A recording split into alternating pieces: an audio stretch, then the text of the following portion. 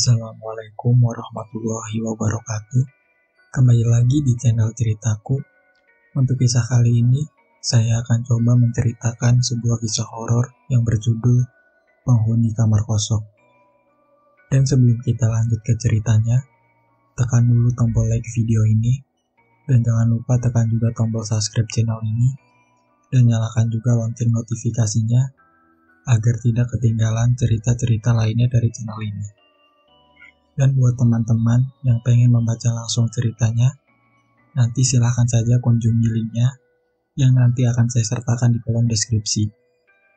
Dan seperti apa untuk lanjutan dari kisah ini? Langsung saja kita masuk ke ceritanya. 2020 lalu, ada sepasang suami istri yang baru beberapa bulan menikah, dan suaminya ini bekerja di salah satu perusahaan batubara yang ada di Kalimantan. Karena suaminya hanya mendapatkan cuti 3 bulan sekali, akhirnya istrinya ini pun memutuskan untuk ikut suaminya ke daerah Kalimantan, daerah tempat suaminya bekerja. Namun karena di sana mesnya khusus untuk karyawan saja, tidak diperkenankan untuk membawa anak istri, maka dari itu mereka terpaksa harus mengontrak salah satu rumah yang tidak begitu jauh dari lokasi suaminya bekerja. Biar lebih gampang, kita sebut saja nama suaminya Ian dan istrinya Lita. Nah, rumah itu sudah cukup lama kosong dan tidak terurus. Di dinding-dinding rumahnya pun sudah banyak terdapat coretan-coretan tangan yang tidak bertanggung jawab. Sehingga Ian harus membagi waktu antara bekerja dan memperbaiki sedikit demi sedikit bagian rumah yang rusak.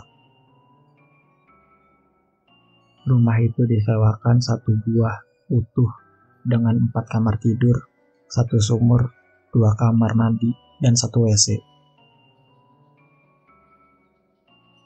Karena mereka hanya berdua, jadi 3 kamar lainnya dibiarkan kosong dan terkunci.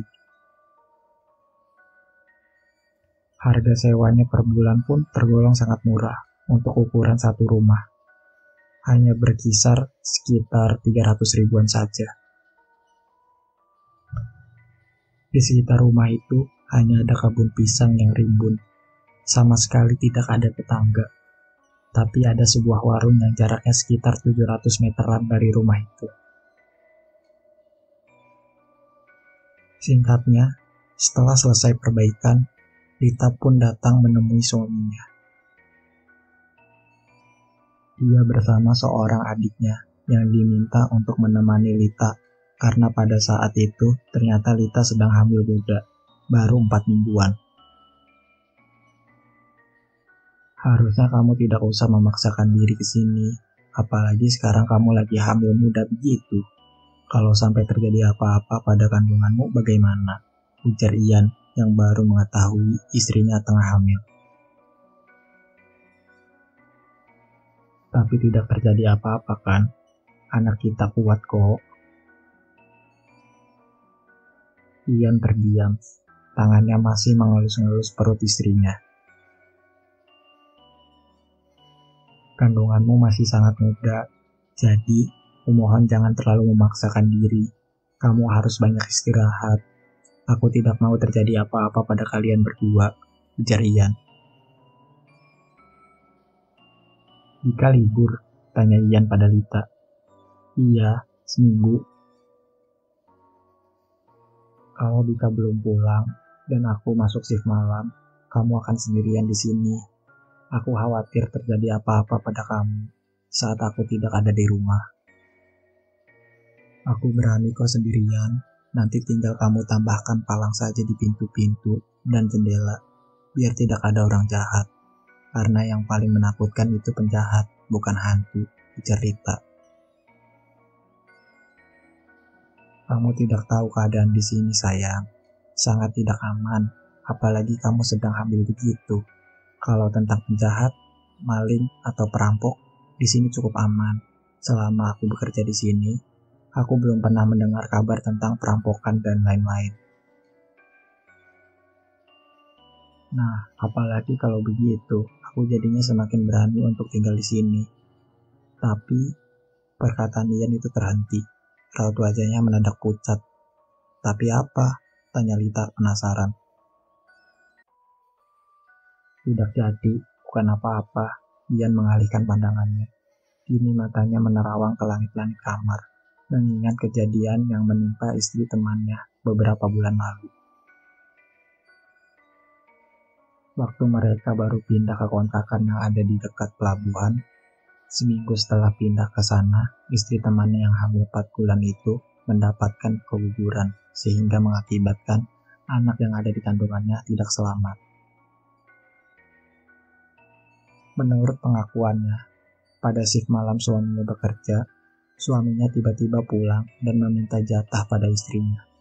Entah bagaimana setelah melakukan hubungan suami istri tersebut, si istri mendadak merasakan sakit yang luar biasa pada kandungannya. Pendarahan hebat terjadi. Untungnya di sebelah kontrakan mereka pada saat itu ramai orang, sehingga si istri temannya tersebut langsung mendapatkan pertolongan dan berhasil diselamatkan. Namun malang bagi janinnya yang tidak bisa diselamatkan. Konon katanya, yang pulang pada malam kejadian itu bukanlah suaminya, melainkan makhluk halus yang menyerupai si suami. Gangguan seperti itu tidak hanya sekali terjadi menurut warga sekitar, karena memang daerah tersebut masih sangat kental dengan mistis, dan lagi di sekitar sana dikelilingi oleh hutan, yang tentu saja menjadi tempat tinggal makhluk halus. Kenapa diam? Tanya Lita pada Ian.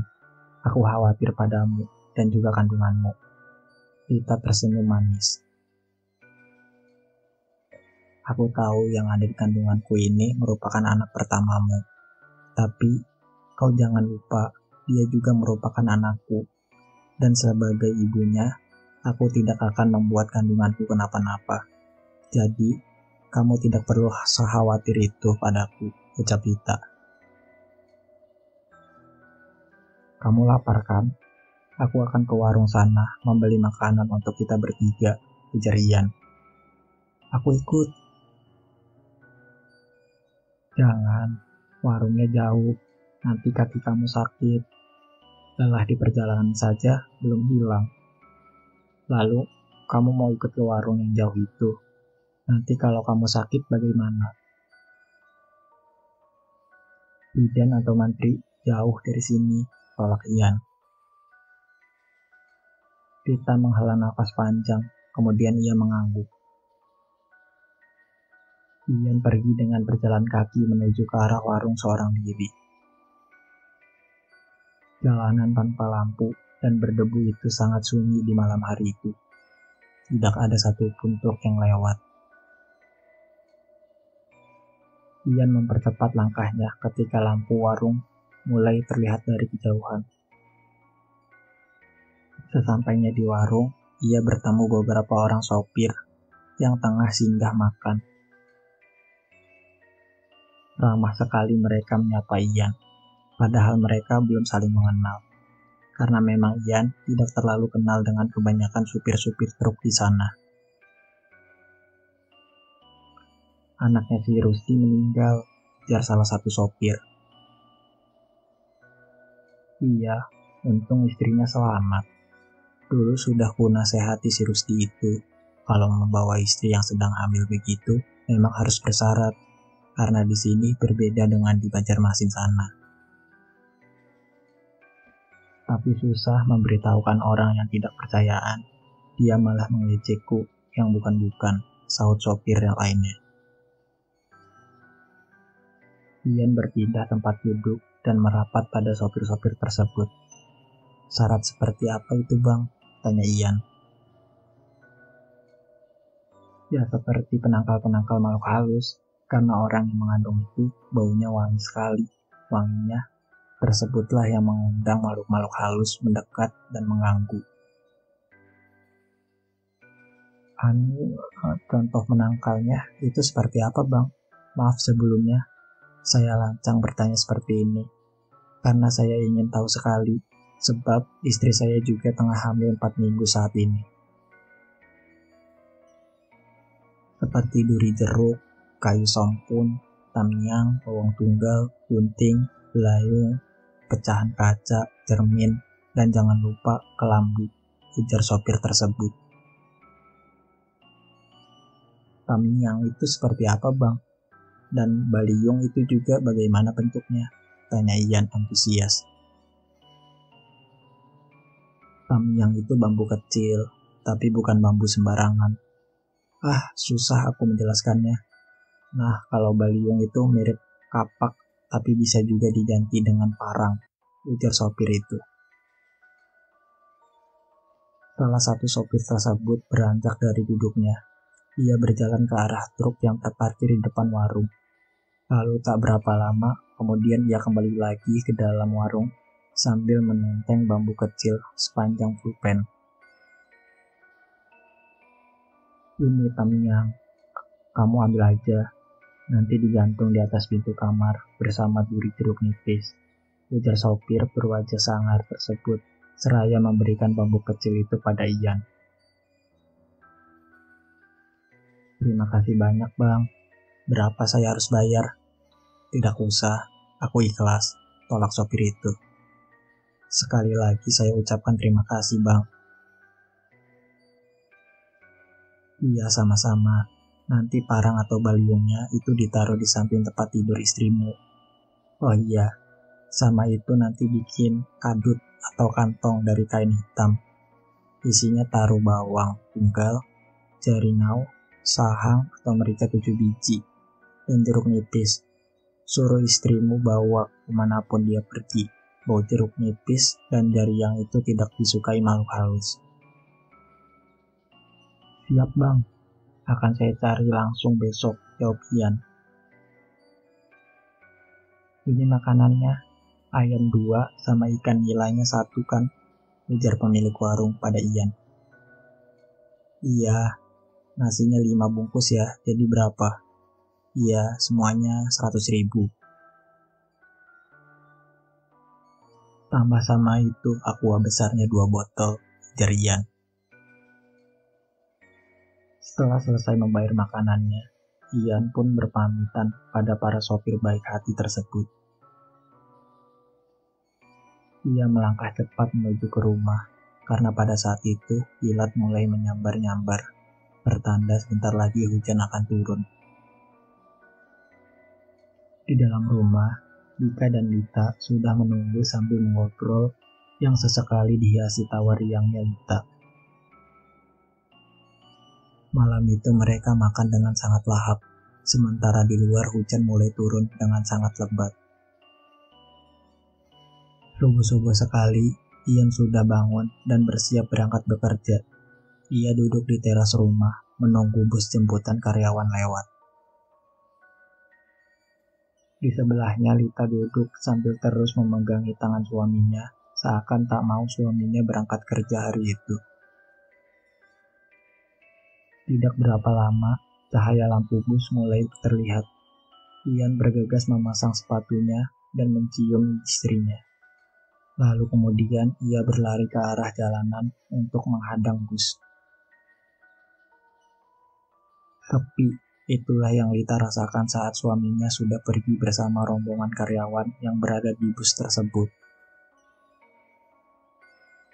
Karena masih sangat pagi, akhirnya Lita memutuskan untuk kembali melanjutkan tidurnya.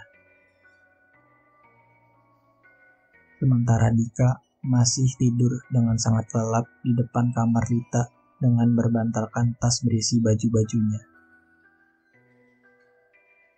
Sekitar pukul 9 pagi, Dika membangunkan Lita. Rupanya Dika sudah mandi dan membeli makanan di warung. Lita tersenyum kecil melihat perhatian adiknya itu. Cuci muka dulu, Gih. Baru makan. Sudah jam segini. Kakak belum sarapan. Kasihan bayinya, ujar Dika. Hari itu, Dika membantu kakaknya beres-beres rumah sampai semua perabotan tertata rapi. Nanti beli mesin genset saja, Kak. karena rumah ini kan besar. Kalau gelap rasanya terlalu menyeramkan. Apalagi nanti kakak sendirian di sini, bila Kak Ian masuk shift malam. Iya, aku tahu, jawab Dita. Dan nanti coba kakak minta belikan motor bekas. Siapa tahu kan kakak ada keperluan ke warung dan lain-lain. Kalau harus jalan kaki lumayan jauh, Kak. Iya, Dika, kakak tahu. Sore harinya, sekitar jam 5-an, Ian pulang membawa sebuah motor Beat. Motor kita, ujar sebelum Dita bertanya. Besok kita beli barang-barang ke pasar, soalnya besok aku off. Ih, aku diajak kan Kak? Tanya Dika. Tentu saja, setidaknya kamu bisa bantu angkat-angkat barang, jawab Ian tertawa. Ketika Ian mandi, Dika disuruh oleh Lita untuk membeli makanan ke warung, sementara Lita menyiapkan pakaian suaminya. Tiba-tiba, ia merasa ada hembusan angin seperti ada yang lewat di belakangnya, membuat bulu kuduk Lita seketika meremang. Sayang, menurutmu kita beli tenaga surya aja atau genset? Tanya Ian, mengagetkan Lita.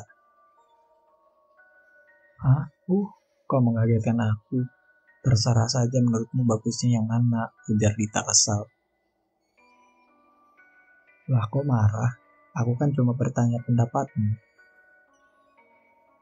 Kau sadar tidak sudah mengagetkan aku dengan cara muncul dan bertanya tiba-tiba begitu. Ya aku minta maaf kalau kamu merasa terkagetkan olehku. Ampun, maafkan aku. Tolong jangan sakiti aku. Terdengar suara Dika yang meracaukan kata-kata yang sama berulang-berulang. Dita lantas keluar untuk memeriksa keadaan adiknya tersebut. Takut kalau ada sesuatu yang terjadi pada sang adik kesayangan. Rupanya, Dika hanya tengah mengigau. Matanya masih tertutup rapat, namun keringatnya bercucuran. Dika, bangun Dika. Dika terbangun dengan nafas yang terengah-engah, seperti orang yang baru saja berlari puluhan kilometer. Mimpi apa kamu, sampai mengigau begitu? Aku mimpi ada kurungan ayam, ditutup kain hitam, dan sebuah kepala dengan rambut acak-acakan menutupi wajahnya. Muncul dari atas kurungan ayam itu, Kak. Perlahan-lahan, kurungan itu berubah menjadi sosok perempuan yang berambut panjang dengan pinggang yang sangat besar. Dan tubuhnya sangat tinggi. Dia menghampiriku, dia hendak mencabik-cabikku dengan kukunya yang panjang. Aku sangat ketakutan, Kak, cerita Dika dengan nafas yang masih ngos-ngosan. Dita menarik nafas panjang, ia kemudian membelai rambut sang adik. Itu hanya mimpi, Dik. Kak, mendadak perasaanku tidak enak. Sebaiknya kakak ikut aku pulang saja ya. Aku takut terjadi sesuatu yang buruk pada kakak dan keponakanku, rengek Dika. Tidak akan terjadi apa-apa, Dika. Semua akan baik-baik saja. Perasaanmu tak enak karena memang kau habis bermimpi buruk. Sudah, ayo lanjut tidur, biar kakak temani. 4 hari telah berlalu. Hari itu Dika sudah harus pulang. Ia tampak tak tenang dan berkali-kali mengajak kakaknya untuk ikut serta pulang ke kampung halaman mereka. Namun Dita cukup keras kepala. Ia tetap menolak ajakan sang adik, meskipun Ian juga menyuruhnya untuk pulang bersama Dika. Kamu menyuruhku pulang karena mau berselingkuh kan? 3 bulan sekali cuti, dan saat aku kesini, kau malah menyuruhku pulang, ujar Lita malah menuduh Ian tak tidak-tidak. Ya ampun, sampai seperti ini kau menuduhku. Ya kalau tidak, buat apa aku menyuruh pulang? Aku takut terjadi hal-hal buruk padamu dan kandunganmu, itu saja. Percekcokan antara keduanya tak dapat dihindari. Bahkan Dika yang menjadi penengah pun ikut terkena imbasan dari keamarahan Dita. Sampai sore harinya, ketika Ian sudah hendak berangkat kerja, Dita masih cemberut dan tak mau berbicara kepadanya. Kunci semua pintu dan jangan lupa kelambunya dipasang. Parang itu juga ditaruh di samping tempat tidur, pesan Ian. Namun Dita masih tak menanggapi ketika Ian sudah berangkat. Dita mulai merasakan sepi berada di rumah itu sendirian. Meski di dalam rumah sudah ada penerangan, namun di 3 kamar kosong itu memang sengaja tidak dipasang lampu. Dita menonton film Barbie. Film Barbie tersebut cukup membuatnya terhibur, sampai-sampai ia lupa kalau malam itu ia hanya seorang diri di rumah. Ketika sudah mulai mengantuk, Dita mematikan DVD-nya. Pada saat itu, jam sudah menunjukkan pukul 9 malam. Namun pada pukul 12 malam, ia kembali terbangun karena nafasnya terasa sesak dan ternyata lampu penerangannya mati. Dan dengan gugup, Dita memiliki ketakutan yang dalam gelap. Ia mencari-cari senter di dekatnya. Untung saja senter itu berhasil dia dapatkan. Sehingga ia bisa kembali bernafas lega. Dita berjalan keluar kamar untuk mengecek aki dan rupanya salah satu jepitan aki yang menghubungkan ke lampu terlepas. Entah terlepas karena apa, tapi Dita tak mau berpikir yang aneh-aneh. Dan dia langsung membetulkan kembali jepitan aki tersebut. Saat lampu kembali nyala, Dita menghela nafas lega. Dita masuk ke dalam kamar dan melihat jam. Saat itu rasa kantuknya sudah menghilang, sehingga ia memutuskan untuk lanjut menonton film Barbie. Pukul 2:30 dini hari, barulah matanya mulai terasa berat.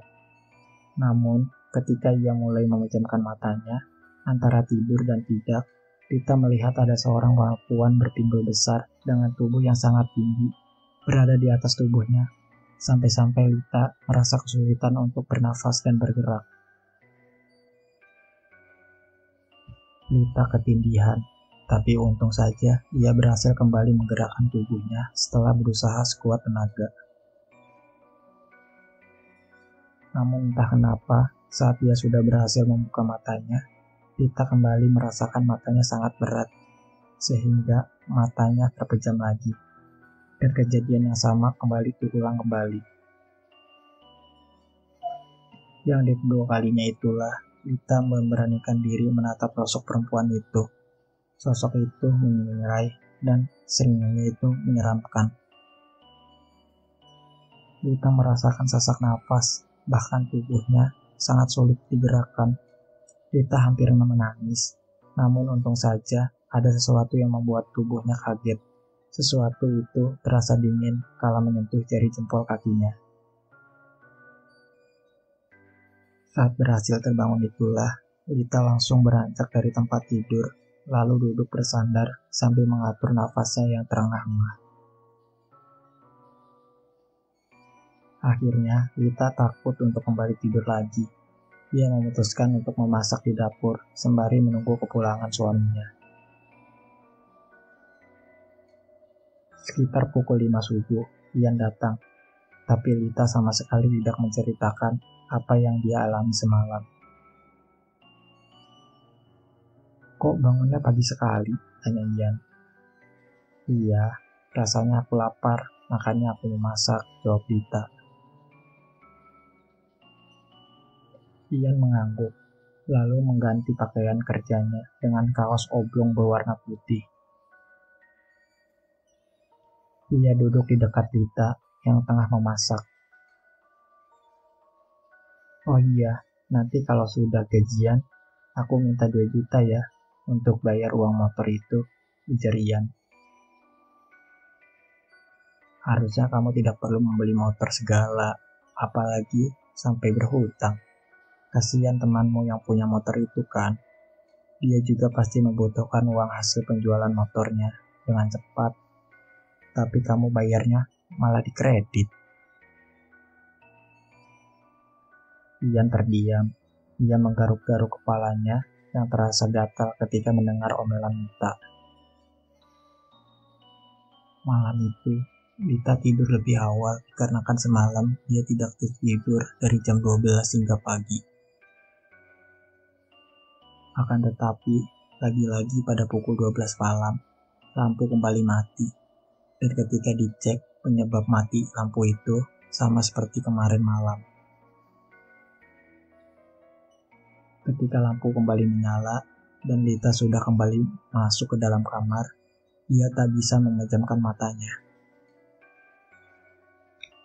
Lita berusaha untuk kembali tidur, namun matanya tetap tidak bisa dipejamkan. Lita mulai resah, terlebih lagi ketika ia mulai mendengar suara seseorang tengah menyapu halaman rumahnya.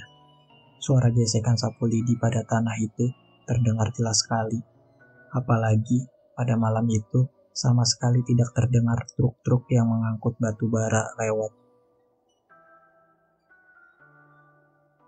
Lita langsung bangun dari tempat tidur dan kemudian mengambil DVD portable-nya. Ia memutar film Barbie dengan volume yang cukup nyaring, tapi hal itu tidak membuat rasa takut serta was-wasnya hilang.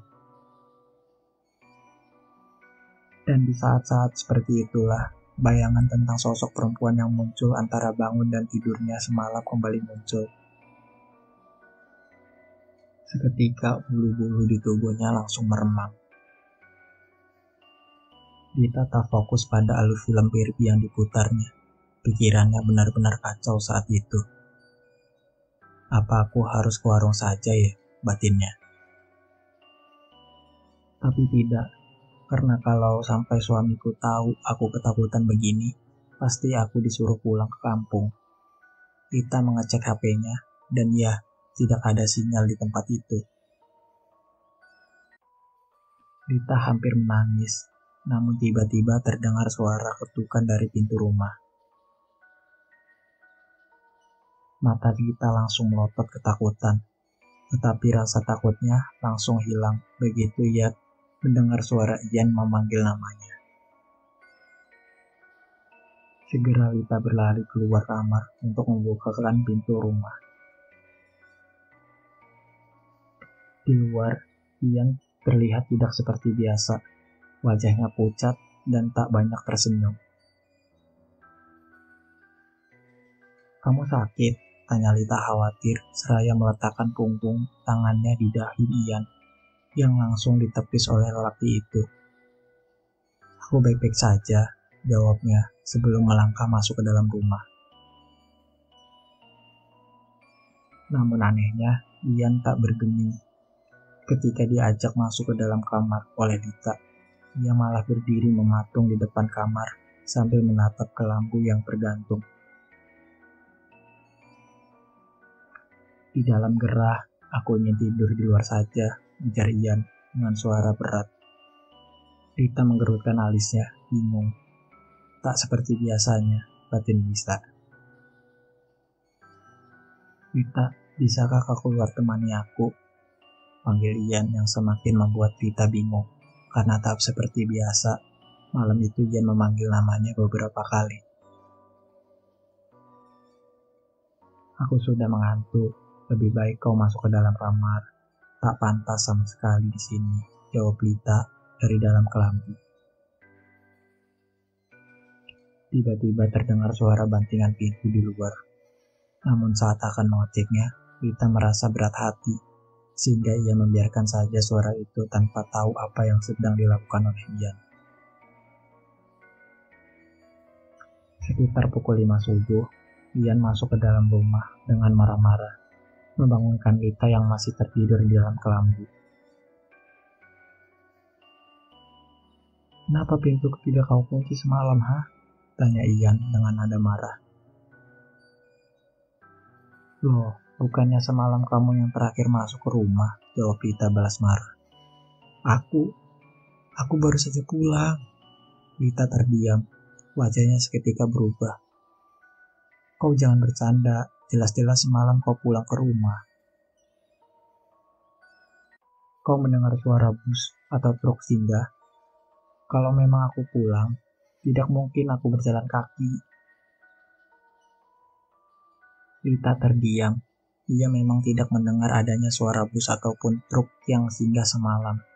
Terus kalau yang pulang semalam bukan Ian, lalu siapa? Akhirnya saat itu juga Lita menceritakan keanehan yang dia alami selama ia tinggal sendiri di rumah tersebut. Kenapa baru kau ceritakan sekarang? Tanya Ian marah. Aku takut kalau ku ceritakan, kamu akan menyuruhku pulang. Kau tahu, selama hamil ini, aku tidak ingin jauh-jauh dari kamu. Ian menghela nafas panjang. Untung saja istrinya semalam tak mau menuruti keinginan sosok yang menyerupai itu. Kalau tidak, kemungkinan hal yang sama dengan apa yang sudah dialami oleh istri temannya dulu akan terulang kembali pada Lita. Pagi-pagi sekali, Ian mengajak Lita untuk pergi menemui salah satu temannya yang merupakan orang asli daerah situ. Kedatangan Ian dan Lita tentu disambut baik oleh keluarga temannya tersebut. Bahkan mereka diajak sarapan bersama dan mengobrol hangat layaknya keluarga sendiri. Kenapa Ian? Tanya Dodi. Aku mau meminta bantuanmu. Tolong carikan aku orang yang bisa memagari rumah yang kukontrak itu. Kalau bisa secepatnya Dod, karena istriku sering diganggu di rumah itu. Ada sih, tapi beliau itu sering tidak ada di rumahnya Yan. Tapi kalau kamu mau, aku bisa mengantarmu ke sana sekarang. Kita cek dulu orangnya, ada atau tidak, ujar Dodi. Iya boleh, jawab Ian cepat. Sekitar pukul 7, Ian dan Dodi berangkat ke rumah orang yang dimaksud oleh Dodi tadi. Untungnya, orang yang dimaksud oleh Dodi itu sedang ada di rumah. Beliau saat itu sedang mengasah parang. Mungkin hari itu beliau akan berangkat ke hutan. Setelah berkenalan dan berbasa-basi, Dodi menjelaskan maksud kedatangan mereka berdua ke sana. Rumahnya milik si Anu itu kah? Tanya Amang Jaman. Iya Mang, jawab Dodi. Amang Jaman nampak terdiam setelah mendengar jawaban Dodi tersebut. Tolong Mang, saya benar-benar minta tolong, ucap Ian memelas. Sebenarnya aku hari ini ingin memeriksa ladang, tapi tidak apa-apa, aku akan ke rumahmu lebih dulu, ujar Amang Jaman setelah beberapa saat terdiam. Terima kasih banyak Mang. Singkat cerita, setelah Amang Jaman bersiap-siap, mereka pun pergi ke rumah kontrakan Ian. Mereka singgah sebentar di rumah Dodi untuk menjemput Lita. Sesampainya di rumah kontrakan itu, Amang Jaman langsung masuk begitu dipersilakan oleh Ian. Jadi, sosok yang menyerupai suamimu itu tidak berani masuk ke dalam kamar? Tanya Amang Jaman memastikan pada Lita. Iya, katanya di dalam panas, jawab Lita. Saat Amang Jaman masuk ke dalam kamar itu, matanya langsung tertuju pada barang-barang yang tergantung di atas pintu kamar. Setelah itu, beliau langsung berjalan keluar kamar dan berjalan ke arah ketiga kamar kosong. Saat tiba di depan salah satu kamar kosong tersebut, langkah beliau terhenti. Ada kunci kamar ini? Tanya Amang Jaman pada Ian. Tidak ada, Mang. Katanya kunci kamar itu sudah hilang, jawab Ian. Aku merasa seperti ada sesuatu di kamar ini, ujar Amang Jaman seraya mengelus pintu kamar tersebut. Apa gangguan semalam dari kamar ini? Tanya Ian. Kurasa tidak, tapi yang tinggal di sini tidak menyukai kehadiran kalian. Lalu kami harus apa, Mang? Apa kami pindah saja? Tanya Ian. Pindah dari sini tidak akan menyelesaikan masalah. Istrimu itu tambah bulu. Jadi dimanapun kalian tinggal, pasti akan diganggu. Dulu di tanah ini ada ruak, dan saat rumah ini dibangun, ruak itu ditimbun dengan tanah. Setelah rumah ini jadi, pemiliknya cuma bertahan 1 tahun tinggal di sini. Karena setelah anaknya mati bunuh diri, saat hamil besar akibat depresi ditinggal suaminya menikah dengan perempuan lain.